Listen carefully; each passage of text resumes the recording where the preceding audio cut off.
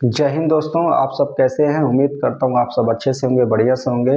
आज मैं आप लोगों के बीच में एक नया टॉपिक लेकर के आ गया हूँ। आज का हमारा टॉपिक है how to tell time in English, अर्थात अंग्रेजी में समय कैसे बताएं।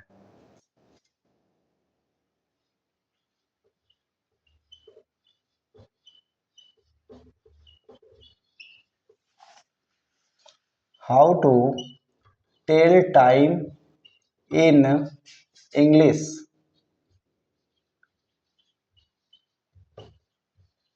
How to tell time in English, आज का हमारा टॉपिक यही रहने वाला है।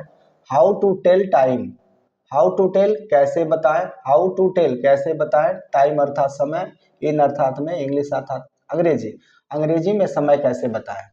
आज मैं आपको हिंदी के कुछ समय सूचक वाक्यों का अंग्रेजी में अनुवाद करना सिखाने वाला हूं। जैसे मेरा पहला सेंटेंस है 7 बजे हैं, इसको इंग्लिश में कैसे हम बनाएंगे, इसका अनुवाद इंग्लिश में कैसे करेंगे। इसके लिए सबसे पहले इट का यूज आएगा। इट के बाद सबसे पहले इट आएगा, उसके बाद है के लिए इज आएगा। 7 बजे, तो इसके लिए 7 ओ, यहाँ पर एपोस्ट्रॉफी अर्थात संबोधन, हिंदी में बोलते हैं संबोधन, ये संबोधन का चिन्ह है। Clock, it is 7 o'clock। It यहाँ क्यों लगा, जितने भी हिंदी के समय सूचक वाक्य रहेंगे उनके लिए इट लगाना बेहद जरूरी है, लेकिन यहाँ पर इट का अलग से अपना कोई अर्थ नहीं होगा। वैसे इट का शाब्दिक अर्थ यह होता है, लेकिन यहाँ पर इसका अलग से कोई अर्थ नहीं होगा, लेकिन इट लगाएंगे जरूर। बिना इट का इसको हम इंग्लिश में बना नहीं सकते, इट लगाना ही है। दूसरा हमारा सेंटेंस है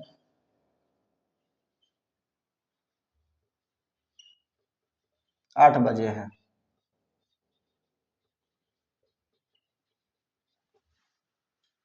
तो सेम रूल, वही नियम लगेगा। सबसे पहले इट, उसके बाद है के लिए इज आएगा।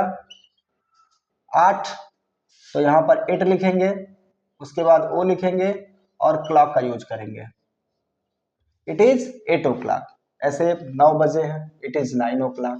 10 बजे हैं, इट इज 10 o'clock। 5 बजे हैं, इट इज 5 o'clock। ऐसे आप बना सकते हैं। तीसरा हमारा सेंटेंस है पक्का के अर्थ में।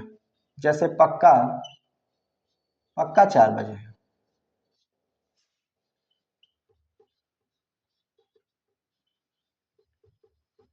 पक्का 4 बजे, इसको इंग्लिश में कैसे बोल सकते हैं। इसके लिए भी सबसे पहले इट का यूज करेंगे, है के लिए इज का। अब जब पक्का आ जाए, हिंदी के समय सूचक वाक्यों में पक्का आ जाए, तो उसके लिए इंग्लिश में वर्ड है जस्ट, जस्ट का यूज करते हैं। 4 बजे 4 o'clock, it is just 4 o'clock। हो गया। हमारा अगला सेंटेंस है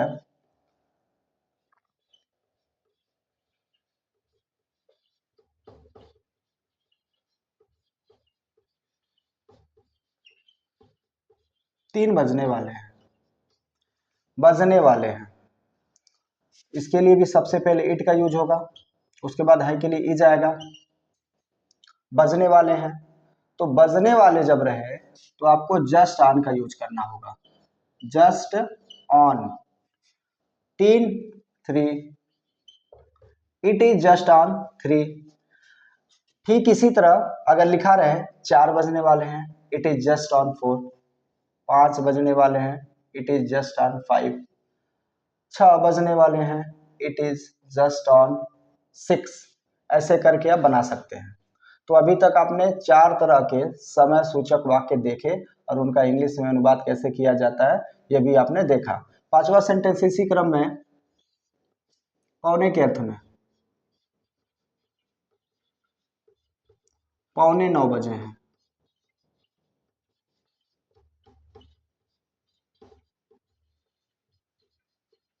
पौने 9 बजे हैं।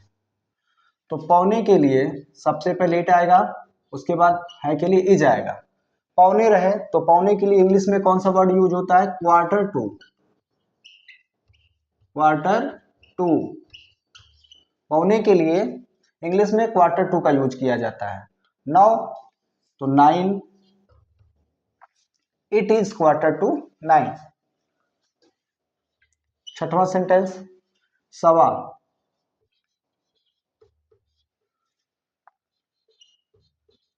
3 बजे हैं।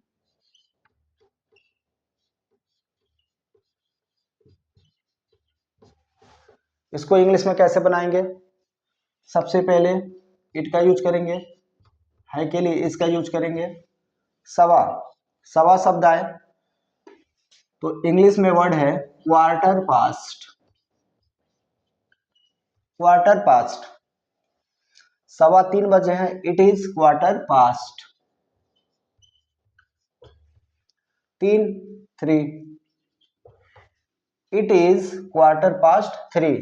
पौने के लिए आए तो क्वार्टर टू का यूज होता है, पौने के लिए क्वार्टर टू और सवा के लिए क्वार्टर पास्ट जैसे शब्दों का प्रयोग किया जाता है। सातवां सेंटेंस हमारा साढ़े के अर्थ में 8:30 बजे है।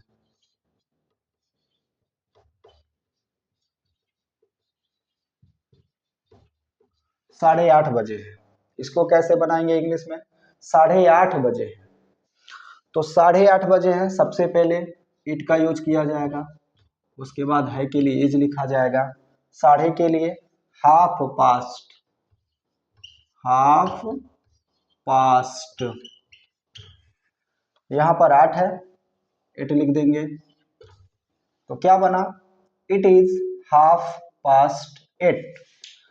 आठवां सेंटेंस हमारा इसी क्रम में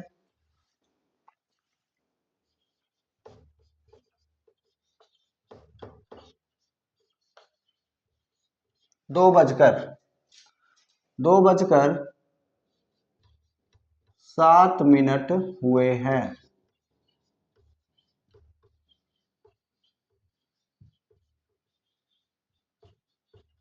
2:07 हुए हैं, 2:07 हुए हैं या 2:07 हो चुके हैं, दोनों बातें एक ही हैं, कहने का तरीका अलग अलग है। 2:07 हुए हैं या 2:07 हो चुके हैं या फिर 2:07 हो रहे हैं। तो इसको इंग्लिश में कैसे बनाएंगे? इट इज, इसके लिए भी सबसे पहले लिखा जाएगा इट इज। अब यहां पर देखिए 7 मिनट, सबसे पहले हम इट लिखेंगे उसके बाद इज लिखेंगे। इट इज 7 मिनट तो इसके लिए 7 मिनट्स, MINUTES, तो क्या हो गया? इट इज 7 मिनट्स, 7 मिनट के लिए 7 मिनट। अब यहां बजकर है तो बजकर है तो इसके लिए क्या वर्ड आएगा? पास्ट, पास्ट 2 तो 2 आ जाएगा। तो कैसे बोल सकते हैं? It is 7 minutes past 2। सबसे पहले कुछ बजकर कुछ मिनट होना, उसको इंग्लिश में कैसे बनाते हैं, उसका अंग्रेजी में अनुवाद कैसे करते हैं? कुछ बजकर कुछ मिनट होना, सबसे पहले इट का यूज करते हैं, उसके बाद इज लगाते हैं, जितना मिनट हुआ है उसको लिख लेते हैं, बजकर है तो पास्ट लगा देते हैं और आगे जितना टाइम है उतना लिख देते हैं। चलिए इसी क्रम में 9वां सेंटेंस और आखिरी सेंटेंस,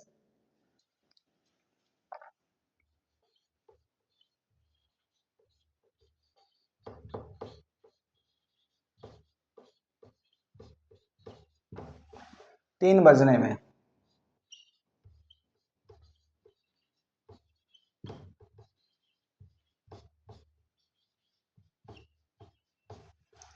इसको इंग्लिश में कैसे बनाएंगे? सबसे पहले कुछ बजने में कुछ मिनट कम होना अथवा कुछ बजने में कुछ मिनट बाकी होना, दोनों बातें एक ही हैं, या कम बोलिए या बाकी बोलिए, दोनों बातें एक ही है। तो कुछ बजने में कुछ मिनट कम होना, तो सबसे पहले इसके लिए इट का यूज करते हैं, इट, उसके बाद इज लगाते हैं। अब 12 मिनट कम है, 12 मिनट कम है। तो पहले कितना मिनट कम हो रहा है? 12 मिनट। तो 12 मिनट के लिए 12, पहले लिख दीजिए इट इज 12 मिनट। तो यहां पर लिखिए MINUTES, तो हो गया इट इज 12 मिनट्स।